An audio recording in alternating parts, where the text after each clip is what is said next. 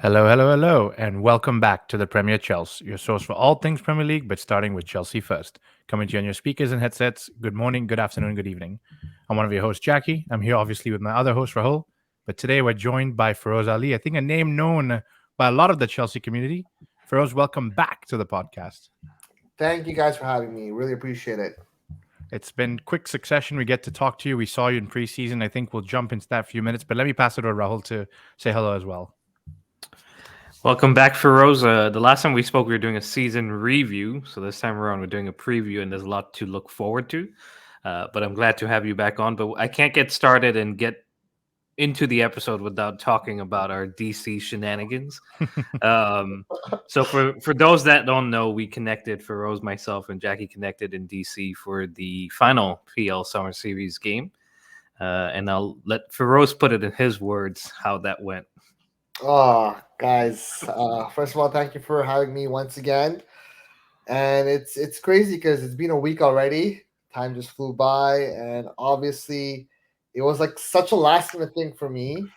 I was considering doing like preseason as well, but because it was like in the other side, I was like, probably it would not be the best idea. But things just worked out perfectly because I was in Toronto, and then I saw you guys go for the games earlier, and then I hit you up, and I'm like, wait, like, is there? You think there's a chance? Is it too late to apply for credentials? But thankfully, I owe you big time, Rahul, and obviously Jackie. Like, it just you guys helped me so much, and the stars aligned, and we connected, and we saw the what the club we all love together, and we reported on it. So that was really a good time.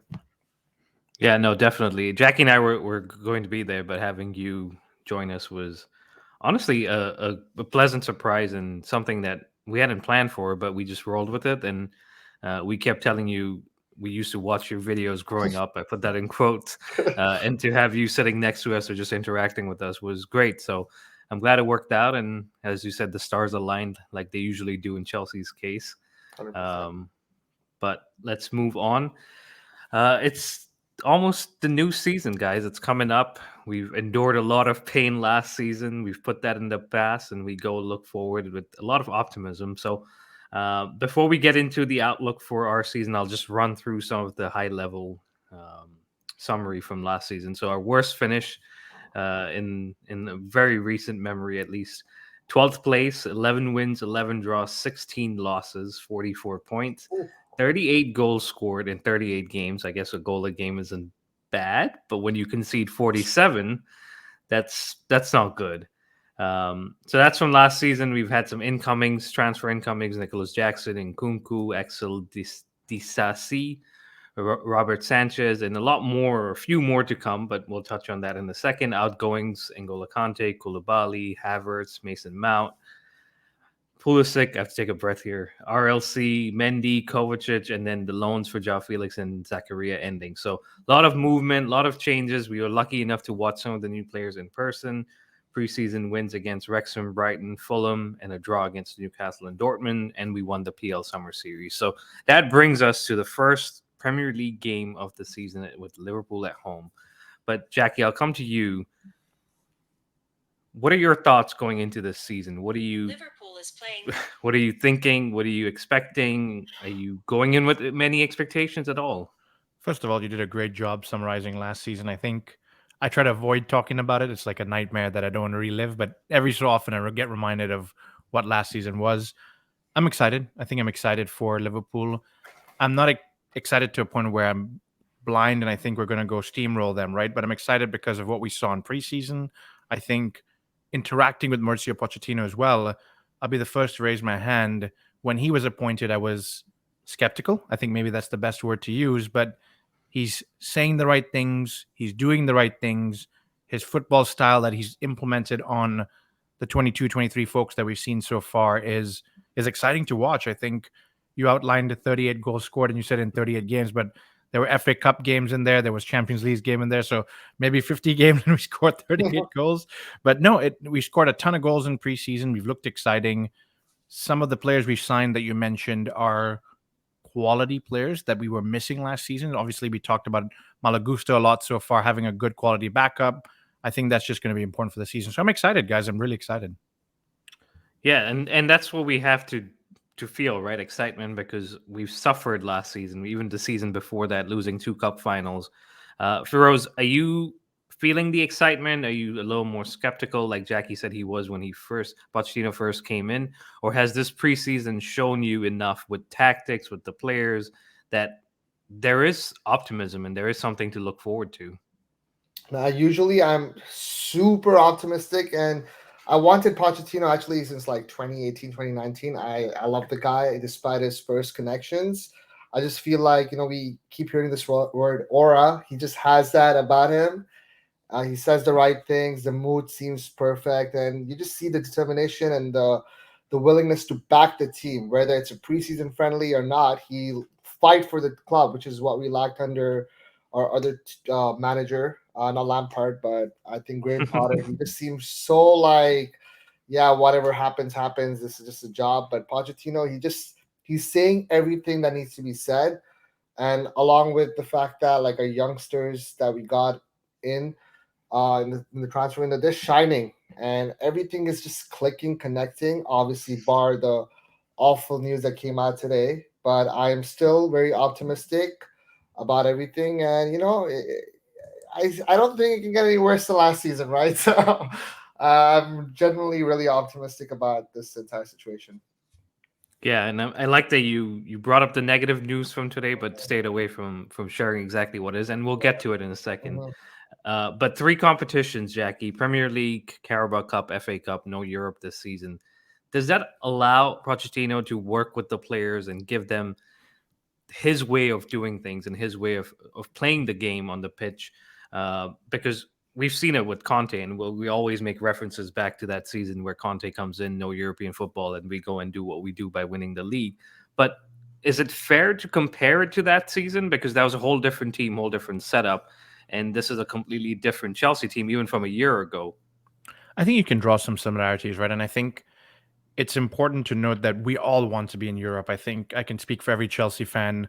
We love those Champions League nights, Wednesday nights, Tuesday nights at the bridge, lights shining down.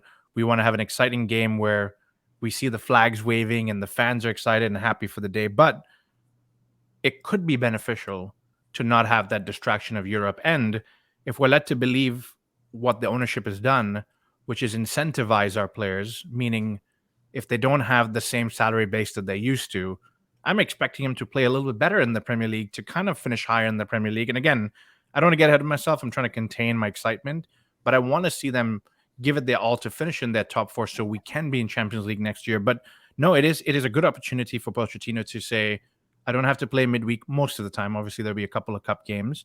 So there's rest in between, more time to drill what your philosophy is into who he thinks his first 11 is. And then if we have a good season from here, he can build on it for next season for Europe. Yeah, and you said top 4. It's actually really top 5 going into this next season. So that may be a silver lining in itself. Feroze, your thoughts on the fact that it's 3 competitions? Is the focus going to be on maybe getting as far as possible in one of the cup competitions, but ultimately targeting the top 5 finish because that gets you back where we belong? No, 100%. It's because the way Pochettino also works, I feel like already you can hear Ben Chilwell and all these other players saying like they're training and working hard. It's a total different contrast than last season. So in terms of that, fatigue and all will kick in. And I feel like ideally, obviously, in an ideal situation, we would love to be in the Champions League or in Europe itself. But I think this suits the players. And I'm just happy about this entire situation. And even Fabregas pointed out, I'm not going to say we're going to win the league, but Fabregas even said, like he told like Hasselbank last season, that just be optimistic, and having this rest can benefit the club. Even though we're going to miss European nights, it can be a really good thing and a blessing in disguise. Yeah, and we have to look at it that way because there's no real other choice, right? But for a long time, we've said European football with a new manager kind of slows down the progress in training because you're almost focused at the next game and the next game. So yeah, playing 38 Premier League games and then getting as far as possible in the cup competition and ultimately just trying to get back into Europe. Champions League is the goal, but even one of the other competitions, as long as we are building and heading towards the right direction. shirt sponsor, guys. We're still sponsorless without going into the new season. 6 days to go. Jackie, are you concerned by that? Worries, issues, thoughts? Initially I thought it would be a problem to have that lack of funding, but after seeing what the shirt looks like, I'm pleasantly surprised that I don't miss a sponsor. I think it looks pretty classic and something that Chelsea could benefit from as well. But I think the ownership have done well to get funds from other areas, notably selling a lot of, excuse the word, dead wood, but it's the truth of what we were running through, which is dead wood of players on high contracts, players that we didn't need. And they've done well to squeeze most of them for good money out of the transfers, which is good. I know we've made some signings as far as official airline partners and travel partners. So there is money flowing into the club. I don't think we're hurting for money. If we get a sponsor tomorrow that aligns with what the ownership wants, what Chelsea believes in, I think we would take it. But I don't want to rush and see us get into another sponsorship where fans are not necessarily happy what they stand for. Yeah, exactly. And we've heard rumors and certain stories have come out that the owners are looking to raise capital. And in that case, Feroze, if they go ahead with a sponsorless shirt or kit for the rest of the season, would you be opposed to it? I love the new kid without sponsors. All three of them. Oh, yeah. I mean, they look so good, but I don't know if you guys saw the latest rumor about a Yes. potential sponsor. So it could be a total contrast. I just wish we were in a world where everything is perfect with the sponsorship, where everyone is happy. Obviously, the situation happened in Paramount, which was different, and then Stake. There was a lot of backlash, and now we have this other potential sponsor that a lot of people were like, "Hold on, so we're gonna say no to Stake and yes to this." So it's weird. I just hope that for selfish reasons we don't get a sponsor. I just love the fact that it's sponsorless, but at the same time, if we were to get sponsored, I just want everyone to be happy, you know? Yeah, and we wanted to make the shirt look even better because the Yeah. shirt itself looks great. Mhm. And I say the shirt, I mean the home kit. The other two, which if you've not seen, Feroz already has the away kit. Him and Kevin Durant are the only two people. But and we won't go into that, Feroz. Don't worry. But no, I agree with you. I think if we can raise the funds from other avenues and keep the shirt the way it is without going into certain areas with sponsors that may be questionable, that would be ideal. But let's come back to this weekend, and we have Liverpool at home. A big game, a game in the past few seasons that ended as a draw. You think back to league games, you think back to cup finals. We always tend to find a way to just draw the game, and this game comes at a time where both teams are still finding their feet. Liverpool have some outgoings. I'll start with our starting 11 for Rose.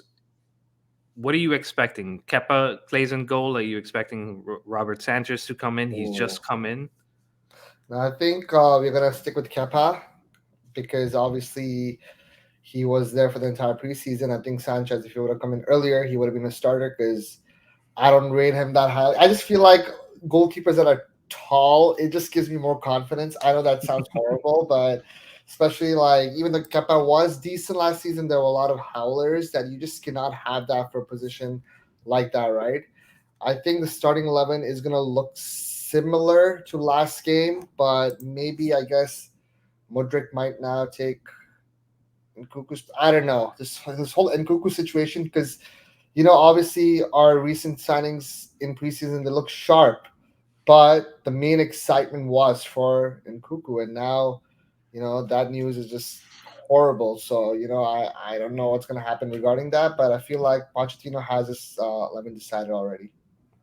Yeah, so Kepa in goal, Jackie. I know we've been putting a pin in this topic for a while, but what are your thoughts on not just Kepa, but also bringing in Sanchez from Brighton, who ultimately is supposed to give Kepa more competition, but is in and around maybe the same level or talent as him? So I think we'll take the pin out and kick the can down the road because I know you're not ready to talk about the Kepa situation, but I think it's similar to the Mendy situation, guys. I think they've brought in a keeper that is decent. I don't think he is a horrible keeper by any means necessary, but he's also not had the same amount of time as Kepa to acclimate to the team. He's also not been at Chelsea and knows the Chelsea, whatever the Chelsea way is these days, right? It's a lot of change.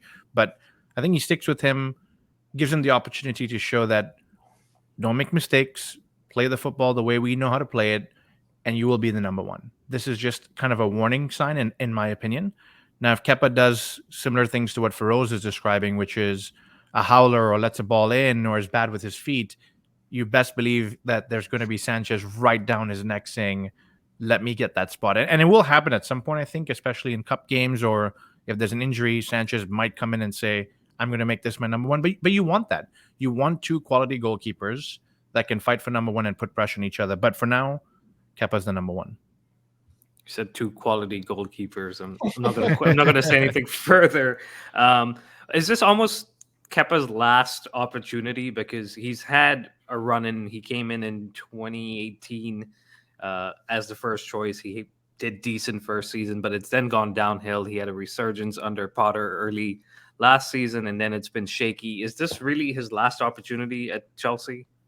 I'm not sure how to answer that question, because I think he is coming for a lot of money and you don't always recoup that money. But our owners have shown they're willing to sell a player for well under market value just to get them off the books. So I think if I'm Kepa, I know that they've tried not once, but now twice to find a new keeper to replace me. So he's either got to step up his performances or they will be finding a new club for him pretty soon. Yeah, and from what we've seen with the owners, they, like you said, they're not shy to make changes and let players go that they don't think will add to it, which is almost interesting with Kepa, because they've stuck with him.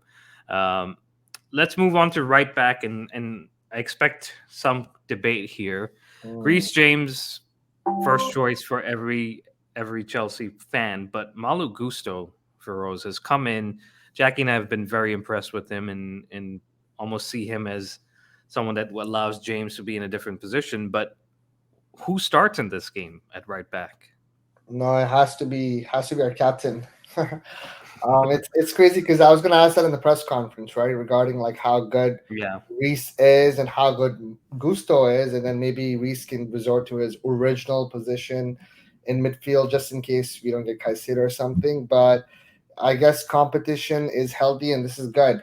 Obviously, knock on wood, like he's fit for now. But that's one thing with Reece that we all get concerned and are worried about is when he does get his injury, we don't have a like-for-like replacement, right? Aspi was good leader, but in terms of like even being that similar style of play, that's what we lack the most. Obviously, on the left side, we sort of have that, but on the right side, having that safety is good, So I feel like Reece has to start, and then Gusto can, fight first place, and he's looking sharp. So I can definitely see why you guys would advocate for him. Yeah, and you said club captain. It's, again, we're 6 days away from the first game, but we almost expect that the club will announce, or maybe the Liverpool game will be the announcement of who is club captain. Yeah. But it's expected to be 𝐥𝐤𝐤𝐤. Things can obviously change. Jackie, are you in agreement, 𝐥𝐤𝐤𝐤, or are you thinking Gusto with James somewhere else? No, I think it's going to be 𝐥𝐤𝐤𝐤, but I do think it's been a significant upgrade to see Malo Gusto come in and maybe have Reece look over his shoulder. I think the only time Reece has to look over his shoulder is I have an injury and I'm going to be out for some time. It's going to take me some time to come in. But now I'm going to have to look over my shoulder because there is a guy that is physically strong, very fast, seems to be very aware of what the manager wants as well. So I don't think Reece is going to lose his title that easily. I think he's definitely going to want to hold on to that first spot. And like Feroze said, if he's captain, that almost makes it another level. But Malo has really, really impressed me. I just want to reiterate that. Very, very impressive so far. 100% agree. Let's go to center back. Another contender to be captain is Thiago Silva. And I don't know if many people will be disappointed if Reece gets it and Thiago doesn't, but Thiago fully deserves it with his experience and about to turn 39 next month and still going like he's in his prime. Feroze, Thiago and Cole will have to be the two natural choices given that Fofana is out, Axel's just come in, Badiashile has been coming back from injury, and Chalobah, for how good he was in preseason, did pick up a knock in that final game. No, that makes the most sense for sure. Those two players, like Thiago at the back, you can't go wrong with that. Obviously, in an ideal world, I keep saying this, if you would have signed him 10 years ago, he would have been like the captain without a doubt. We would have like that sorted for a while. But even if he is captain, of course, no Chelsea fan will complain. But I think just because of this whole rebuild and all the youngsters, Pochettino will probably give it to Reece. And Colwell, new contract, everything is good for him to learn more with Thiago and make those crazy passes. It's just I'm gonna be excited for this. I feel like it's gonna be the perfect balance. And of course, we have a lot of players injured and stuff, and this just seems the most likely scenario for this partnership. Yeah, I agree with you. Jackie Colwell is 20. Thiago is 38. That means Thiago is 18 when Colwell's born. I joke, right? But what a great opportunity for Levi Colwell to come in and play for his club, but also play next to an icon and a player in Thiago Silva that can teach you so much in game. I was just watching something with 𝐤𝐤𝐤𝐿, who was saying Vincent Company used to play behind him and was basically controlling him with like a controller. And it's almost similar with Thiago, with his knowledge, with his experience, with the reading of the game, for Levi Colwell to have him next to him. Unfortunate events have led to this, but for Levi, it's a certain great opportunity to come in and start the season and turn into a player that this defense can be built around. He's got a lot of praise that's come from this season, right? And I think rightly so. He's done really well at Brighton. His preseason's been really good. But I'm not a fool, and I understand that at some point there is a possibility he will make a mistake. And as a young centre back, it can definitely knock your confidence.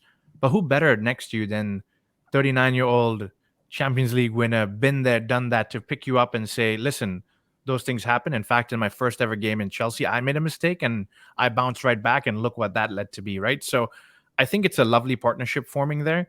I do feel bad for some of the other guys that are clearly very, very good center backs, but with the injuries, with the fact that Thiago Silva is 39, they need to just bide their time, play as hard as they can. And listen, that center back position is set for a few years to come for sure. It definitely is, and I do have to praise our owners. Once the Fofana news came out, they acted fast, brought in a replacement, and like you said, added numbers in that position where we were a little bit light. Not sure what happens with Chalobah with these movements, but we'll wait to find out. Let's go to left back. Ben Chilwell, Mark Cucurella, or Ian Maatsen. Jackie, I'll start with you. Big Ben. No arguments there. All right. Feroze, I think you agree. 100%. All right. No discussion needed there. Because I think we'll get into the other side and maybe not have some nice things to say. Midfield pivot. Is that what we're feeling as a 2 in midfield? Yeah. All right. It seems to be what he's played all preseason long, so I'd expect him to stick with that as well. All right. Enzo is a definite fit. If he's fit and ready, he starts. Who plays next to him, Feroze? I would say Santos probably. But I wouldn't be surprised if Gallagher. I don't know, but I think Santos makes the most sense. Right, and the only thing I guess that would prevent it would be this would be his first Premier League game, and he's another one that's impressed in preseason. Yeah. He's looked really good. He's been able to get out of tight spaces, read the game, defend, and allow the freedom for some of the attackers. So I'm not against it, but maybe the occasion would lead to Pochettino saying, I'll trust Connor, or does he go to Santos and say, I trust you, this is your chance, go for it, Jackie?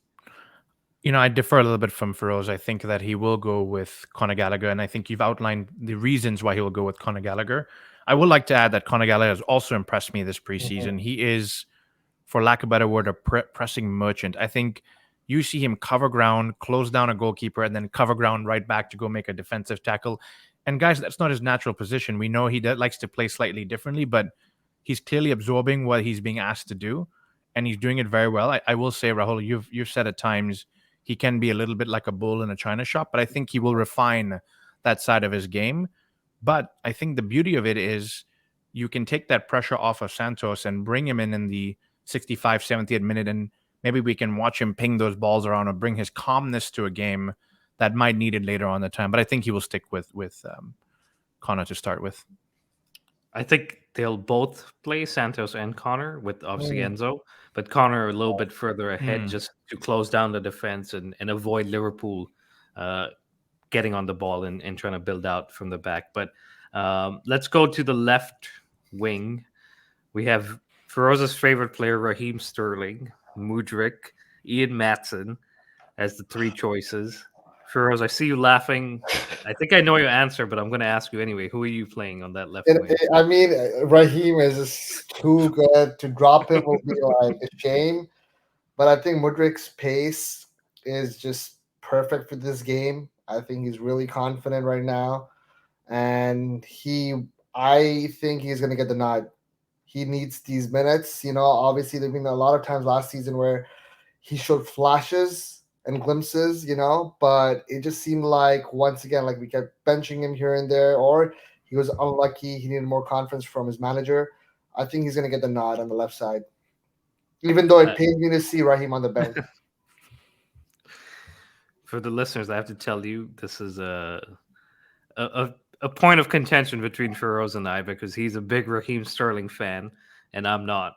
But Jackie, Mudryk's first game for Chelsea was off the bench against Liverpool away. And you could tell as soon as he came on the fear in that Liverpool midfield backline.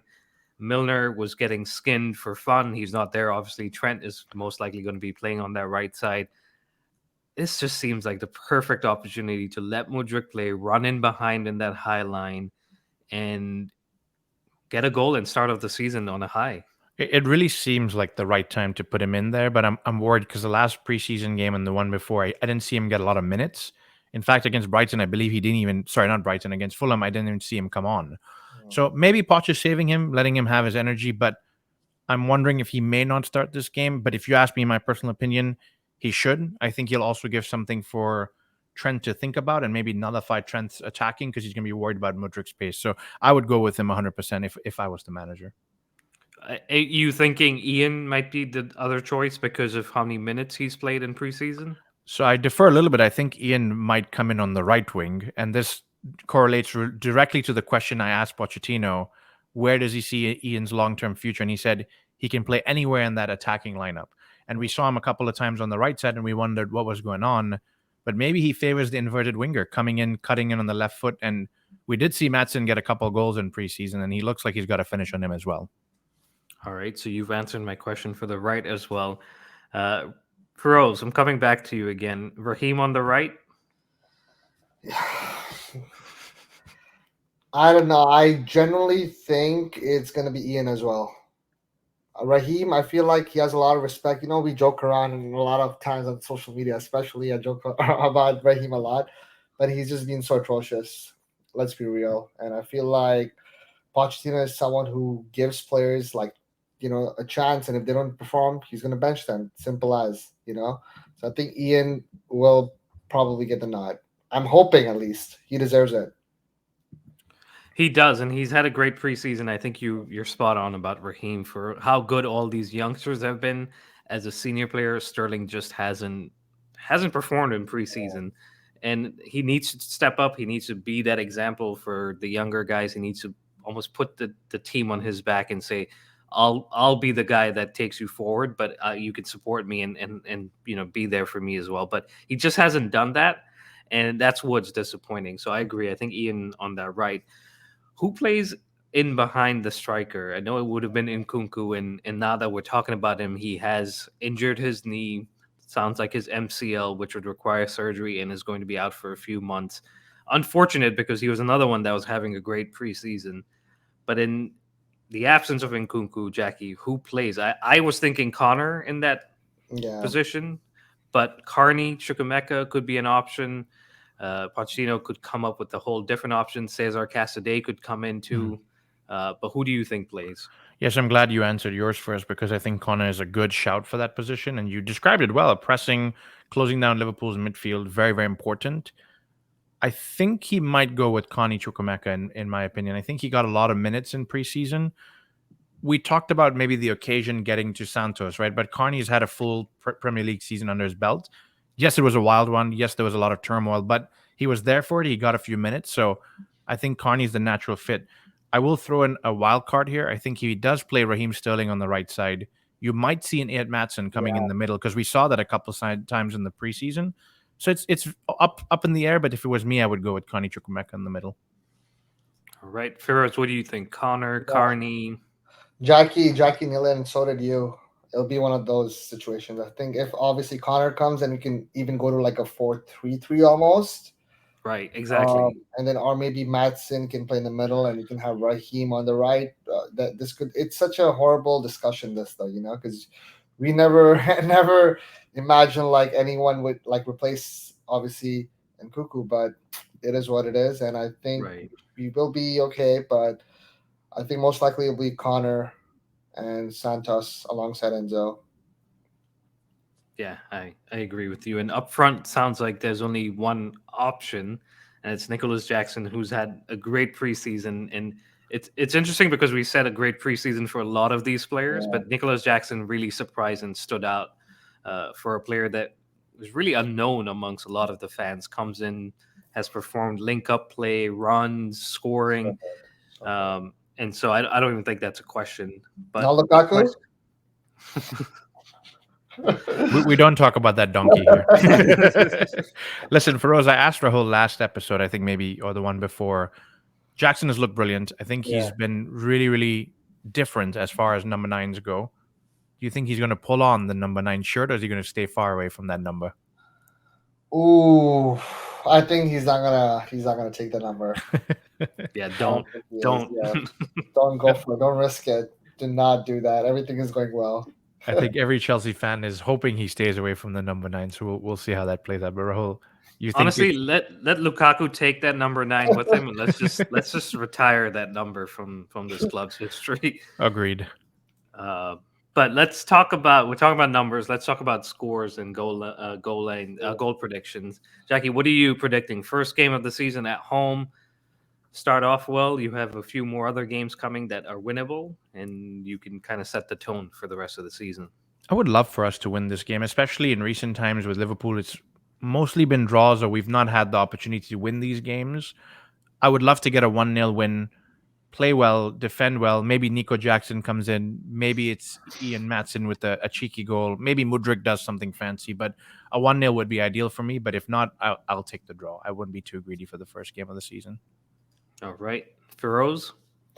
Yeah, I can see like a 1-1 draw, like Liverpool scoring first and then us like working hard and getting an equalizer. I just want us to finish our chances. That's what I want. I just have too much PTSD from last season or last 5 seasons where a striker just doesn't finish, or even like our attacking players, they do everything right and aren't composed. Hopefully Matson or Mudryk, gets more clinical, and Jackson just puts that not number 9, but that striker role and goes like, you know what, I am the guy, and gets the goal, because we just are scarred from all these games where we come so close, where we should be winning not by 1 but like 5 goals, but obviously that doesn't work out. But I think we will get a decent result, 1-1.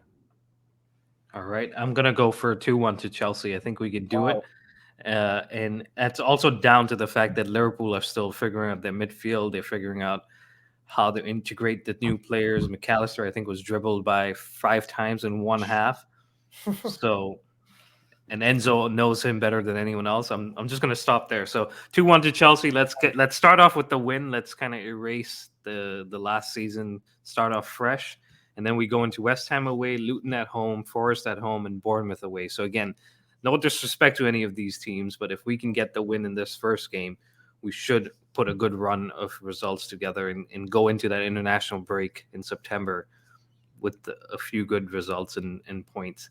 But before we move on, let's take a quick message from our sponsors, and we'll be right back.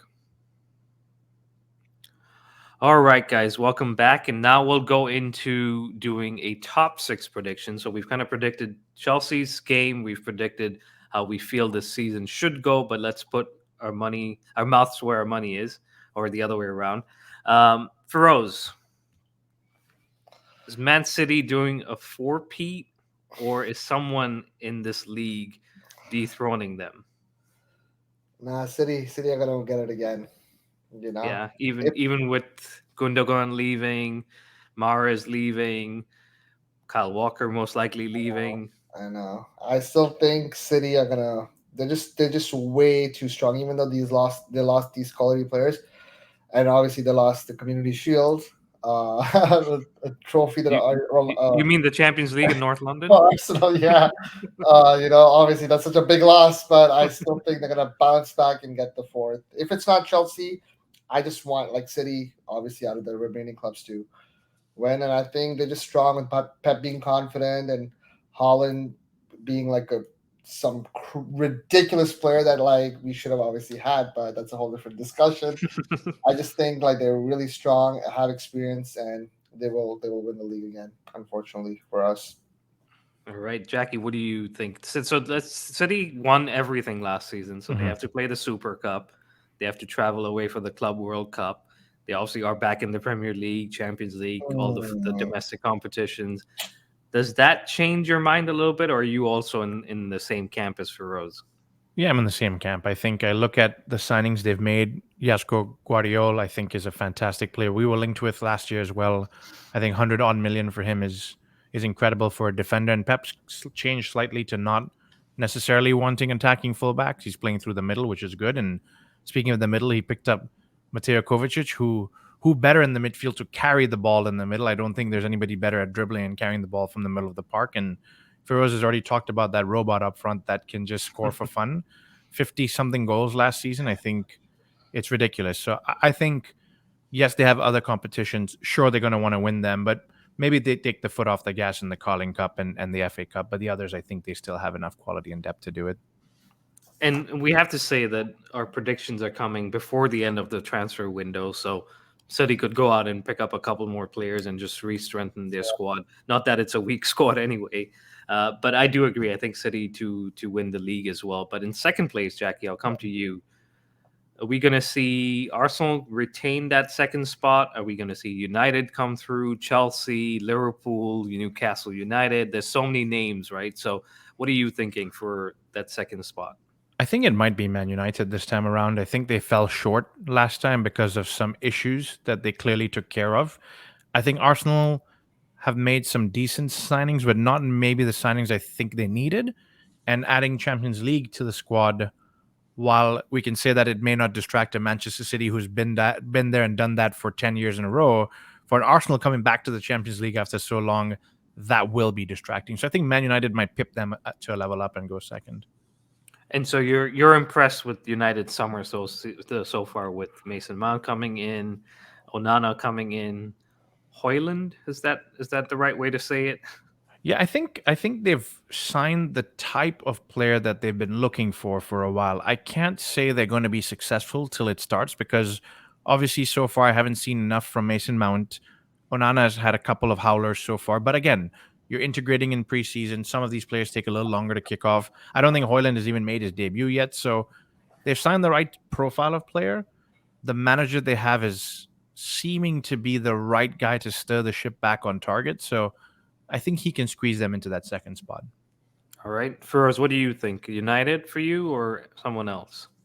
Nah, Jackie's saying everything that I, I was gonna say. United, just the type of players they're signing is perfect. I would have said Arsenal if they had a clinical striker. Obviously, Gabriel Jesus is injured again, Kai and Havertz? that's exactly what I was gonna say. Obviously, I don't even think he was gonna play that striker role, but he's in another unfortunate, or should I say, fortunate for us situation, having that like responsibility now. But if they get someone who's decent, but then again, who's even in the market, right? Like at a realistic price. Lukaku? No, I I'm think it's just gonna be kidding. I'm just United kidding. unless they get like a decent striker, Arsenal. Yeah, but do you think so for United second, do you think Arsenal can make it to third, or are you thinking a little bit lower, Feroz? I think here's my optimism kicking in. I think it's gonna be us. I think Chelsea is Okay. gonna finish third. Yeah, and I generally think they're gonna make just like how we did at the back when we had an injury. I think we are gonna get a creative attacking midfielder, and I think it's gonna be a big name. Whether who knows, it's Felix again because obviously now that option is there, like a realistic option is there. Because Nkuku was a key player for us, right? Yeah. And obviously some other big names are being linked. But I really think Poch is going to be backed, and we are going to get a name of similar caliber to Nkuku. and we should get third if God forbid there are no more injuries to other players. You heard it here. Feroze Romano predicting transfers for Chelsea. I'm just kidding.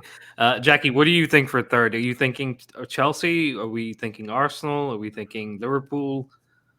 Yeah, Liverpool could be a dark horse this season. I think that Darwin Núñez could improve from last season. Last season, he also showed flashes of what he could bring to the league. And I think, settling into the language, settling into the style of play, a couple of younger guys around him that maybe will play to his strengths, they might be the ones to squeeze in third. But I don't disagree with what Feroze is saying. I think that if we have a couple of key players that can help get goals for the Chelsea squad, we could be in and around that position. But for argument's sake, I think Liverpool will get to that third spot. All right. So Arsenal not in the top three after finishing I second. don't think so. I think the distraction of the Champions League might really hinder them. So, okay. Do you think they then make it to fourth? I believe so. Based on what I'm thinking here so far, I think they will get fourth. Okay. So for your top four is City, United, Liverpool, Arsenal. Yep. Burrows, what do you and yours so far is City, United, Chelsea, and who are you going for fourth? I think Liverpool are not going to do good. I don't know, just a gut feeling. I don't think they're going to do that well. I feel like they're past their prime. I know it may sound really ignorant, but I just feel like Salah and all like that trio they had of Firmino, Salah, and all like Mane, just that's just done, obviously. And Nunes, this does show signs, but I still feel like even in preseason there were like a few games where he's like 1-on-1 and he just is scared to shoot. He has like the Chelsea striker syndrome. I think probably Newcastle is gonna edge that. I still think their manager is sensational. I think their manager is who I thought Potter was gonna be. I thought Potter was gonna be Eddie Howe. We all did. And they're making some decent signings, and they're not going over the top. Obviously, seeing Maximin are a loss, but I feel like they'll be strong enough. And I don't see like Spurs or Liverpool getting that spot over Newcastle. You don't think the distraction of going back into the Champions League and all of that, the pressure that comes with that, especially after let's call it what it is. Newcastle did overperform last season a little bit. And so to be in the Champions League, to live up to the expectations of last season, you think that they can hit those heights? I think they can just because of the manager. I Okay. feel like he's really good and he knows what's going on right now in terms of like not to go overboard, which is why I also just don't rate Liverpool or Spurs that highly anymore. So I really think they can maintain that just because of Eddie Howe. And I feel like they're going to be a couple of more incomings. And I see them having more incomings than Spurs, who may lose Harry Kane, who knows. Right. So I feel like that's a big factor as well. Okay. Yeah. Let's move on to fifth. Feroze, I'll stay with you. Is Arsenal now in fifth, or are you thinking even lower? This is weird because I said Arsenal could be third for me if they, or should I say second if they get that striker. But if they don't, then they'll get fifth. I feel. Okay. Yeah. I mean, so they still go back to the Champions League, but yeah. You just feel with missing Jesus and not having someone that can score. Okay. You know how clinical, like how important clinical strikers are, right? So yes, if anyone knows, we know. Jackie, who's fifth for you? So for me, it'll be Chelsea. So I differ with Feroze a little bit. I think that Newcastle will be distracted by Champions League, and I think more so the allure of it and maybe the confidence levels can get knocked down if you lose a couple games in European nights. But maybe I'm optimistic. Maybe I just want us to get back to Europe, but I think Chelsea in fifth, and we'll get back into Europe. All right. And then final top six position goes to Jackie. It's going to be difficult, but maybe a Newcastle at that point, I would say. Okay. And Feroze, for you? Probably Tottenham. Just put them in there. You know what? If they still have Harry Kane, right? They still have Harry Kane, yeah. Okay. And if not, then maybe a Brighton, Aston Villa, and their Unai Emery. I feel like Brighton. I think 𝐾𝐨𝐲 is going to be a big loss for them. So that's what I'm putting. Feroze Romano at work again. Emery's a good shot as well. With Villa. Yeah, no, he's he's done a great job since coming in, added some good pieces, but that second season when the messages are maybe a little bit stale or not hitting the same way, that's where it gets interesting, and that's what we have to see with them most likely also being in Europe. So, all right, that's your top 6. Let's go to relegation. I'll tell you the teams that came up. So we have Luton Town, obviously, that made it through the playoffs. We have Sheffield United that have been promoted as well, and Burnley with Vincent Kompany. Any of these 3, Jackie, you think are in that bottom 3 at the end of the season? I think one will be at the very least. I don't know who, so maybe I'll just take a wild gander. I've not watched enough of them, but maybe Luton will go down. I think they're a smaller club, maybe a smaller town, maybe not the funding that they could need to, get the right players and right staff in there. So maybe Luton would go down, I think. Okay, and who are the other 2 then with them? I'm really worried for Everton. I think 2 times in a row flirting with relegation. I have not seen too much transfer activity that's positive. So I don't know if, unless they make a couple of good signings here to really help them, they might actually finally bite the bullet. And just looking at this table, I'm worried for Nottingham Forest as well. I know they did okay last year, but I'm not sure what their transfer strategy is. They just seem to kind of buy a lot of players. And it worked for them last year. They were able to get out of it, but maybe they're one that will go down as well. Okay. Feroze, for you, I know you nodded your head for Jackie's second pick, which is escaping me right Everton. now. Everton, yes. Everton, yeah. But who are the other 2 for you then? No, all 3 are actually identical. Okay. I'm actually looking at the table right now, and I was like, wow, okay, he even mentioned Everton because I see no improvement in Everton like the last 2 seasons. Obviously, they got really lucky on the Lampard as well. And Luton, they just, I don't know, I feel like it's going to be a horrible time for them. And then even Nottingham Forest, they just don't give me confidence. I think these 3 are going to be the ones. But then again, let's see, because obviously last season we were all sort of keeping an eye on relegation for different reasons. But hopefully we don't even address that this season, Yeah, let's not bring that up in our case. Golden Boot, guys. Ooh. Jackie, I'll come to you. We right now have Haaland, Harry Kane in the league, Nicholas Jackson, Mo Salah, who's won it the last few times. You've mentioned Darwin Núñez. They gave Højlund from United, Newcastle. Let me just stop you. You're going to list a lot of strikers.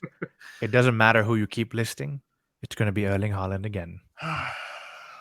Listen, barring an injury, does he break his own record? Yes, I think he's going to go in and do another one, because I think there's something different about him. Not only the finishing or the quality. I think it's the confidence. I think he oozes confidence to a level that I've not seen in strikers for a long, long time. I mean, nothing phases him. He's got a sense of humor when he misses, and he just keeps going. His little tidbits of interviews with Thierry Henry of, how can I do better? And Henry said, you just scored 5 tonight. What more do you want, right? And he wants more. He wants to do the next step.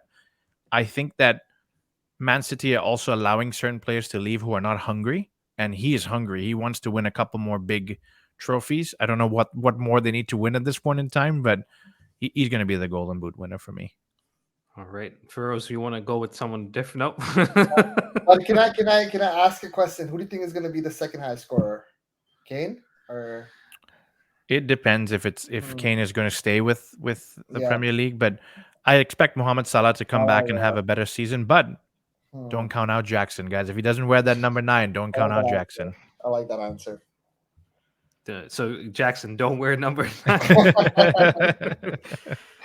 All right, those are the season predictions, and again, most likely we'll all be wrong, and the season will go in a whole different direction. But hopefully for Chelsea, we're right, and we do make it back into Europe. But before we wrap it up, guys, we're linked with a few players. I know Feroze has touched on a few transfers. Moises Caicedo, Jackie, comes in before the start of the season in 5 days' time at this point. I think he'll come in. I just unfortunately feel like we're going to bow to Brighton's will and pay the full asking price, which I think he's a good player. I think he's a type of player we need, but I think at that price, it's not worth it. I think I've spoken to both of you guys off camera where for 100 million, we can probably go get 2, maybe 3 good defensive midfielders. And of the 2 or 3, if one is good, we've still had a good business line of business there. But I think we'll get him over the finish line. He was not included in the preseason game for Brighton recently, so all signs point to he will be here. Maybe not for the Liverpool game, but he will be here for the season. Okay, Feroze agreed. 100%. It's All one of those right. situations where I feel like we all were like, he's surely coming in, and then like a couple of weeks ago we were like, is this happening? But now it just seems like a matter of like when, Yeah, it's matter it's of inevitable. Feroze, I'll stick with you. We're linked with Tyler Adams. We're linked with Michael Olise. Neymar has popped up today as another option. Um, do you think out of these three, we're going to pick up another mid? Let's say Caicedo comes in, right? Because we're all yeah. in agreement that he's coming in. Are we picking up another midfielder in Tyler Adams, or is that based on the Caicedo deal from I think that's what you based on Connor as well. Okay. Maybe Connor leaving and like our outgoings. I feel like that's the thing with Tyler. As for Neymar and other creative players we're linked with, I think we are going to get one of them just because of how the owners, like both 𝐥𝐤𝐤 and Boli, they just want that big name signing superstar. And I feel like desperation is going to kick in slightly. Obviously, last season there were talks of Cristiano and all, and Mbappe was also getting referred to when we were there in DC. We joke about it and stuff, but I really think the club is sort of like making a whole team. And then once we get the team, we're getting that star player rather than last year, get a star player in the chaos. I think we are going to get a big name, whether it's Dybala, whether it's Felix. I think it's probably going to be Neymar. I know it sounds absurd and bizarre, but when you just think about the whole situation as to how we were discussing Mbappe and why he is going to leave, I think Neymar is a strong possibility because I don't see him go anywhere else, and I don't see any owner pay that much for him, even for wages and stuff, because the wages are like cleared now, getting rid of a lot of like deadwood. But I think it's a very realistic conversation. It's not an absurd one. Yeah, and I mean, where there's smoke, there is some fire, right? So, um, those rumors and stories aren't coming out of nowhere. Jackie, how if Neymar walks in, right? He's an automatic starter, someone that plays most of the games, barring in March. Um, how do you feel about that? Because we've seen this club and the owners go with the young players. We're going to bring them up, let them come through, go and scout players that are maybe not known, and all of a sudden you throw in a superstar in there. Um, how do you feel about that? I'm conflicted, and I'll tell you why. It's because I think he's going to be a better player than Raheem Sterling. And I'm just being very honest here. I think Raheem's not lived up to the expectations. And yes, last season was turmoil, but this preseason has shown he's not up to the speed yet. And so if you get a player that would potentially take Raheem Sterling's spot, that's great because you have maybe an upgrade, quote unquote. But I'm conflicted because it's also a spot that could be blocking Mudrik's development or Madueke's development. And realistically, how long is Neymar going to be at Chelsea if he does come? Is it a 2-3 year commitment? And in 2 or 3 years, you could get a disgruntled Madueke or disgruntled, Mudrik, and then you see what happens with the KDB, the Salah situation. There are many more names I can go down. So, definitely one of those where when we were teasing the whole star player, I was for the Mbappe situation because that would be a 1 year loan. It would do what the owners want, and then from there we can go back to business as usual. So definitely conflicted on that front. Yeah, I agree with. And look, if Neymar comes in, I'm not going to be like, well, I don't want him here. But right now, I look at it, I'm like, I'm not sure if that's the right fit for this group. But again, he could come in and feel like I'm the main guy and perform to the levels that he can. We just haven't seen them for a few seasons. And I know Feroze is a massive fan of Neymar. With last time he was on, we spoke about him too. No, it's like even the whole situation with Mudrik. Mudrik loves him, and I feel like he would. That's one player where he'd be like, you know what? Fair enough. I can learn from my because that's his idol as well. Like he fanboyed crazy when he got a video message from him as well. I think when Zinchenko's wife was interviewing him, but I really think it's a possibility, and I agree with Jackie as well. For selfish reasons, I want him. My bias is kicking in heavily because obviously, like for other youngsters and stuff that do deserve this spot, it will hinder them. But this is Neymar we're talking about, right? It is, and Yeah, it does sound like the owners want that, like yeah. Feroz said, want that marquee signing, want that big name to show.